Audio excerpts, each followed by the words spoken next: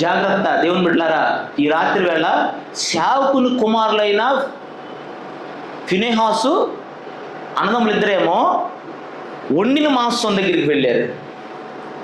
ఆ వండేవాడితో అన్నారు, ఏయ్ తొందరగా మాకు పెట్టరా. కానీ అన్న ఎక్కడికి వెళ్ళింది చెప్పండి? సేవకుని బిడ్డలేమో దేవుని మందిరంలో ఉన్న ప్రత్యక్షతను ఎరగలేకపోయారు. వారు త్రోసివేయబడ్డారు. పిల్లలు లేరు. పిల్లల కొరకు వచ్చి మందిరంలో పడుకుని ఏడుస్తుంది. ఫుల్పిట్ మీద పడి ఏలి అనుకున్నాడు, ఏంటమ్మాయి మత్తురాలు పోయి ఎంతసేపు ఉంటావులే అంటే, అయ్యా నేను మత్తురాలను కాదయ్యా, నా హృదయ భారం చేత నేను ప్రార్థనలో ఉన్నానయ్య అంటే, సరే సరే ఇది మీద నీవు ఫలంతో నువ్వు కాదన్న. దేవునికి స్తోత్రం, హల్లెలూయా. ఆ మందిరము అన్నకి ఏమైంది? ఆశీర్వాదంగా మారింది. అదే మందిరము ఏలి పిల్లలకి ఏం మారింది?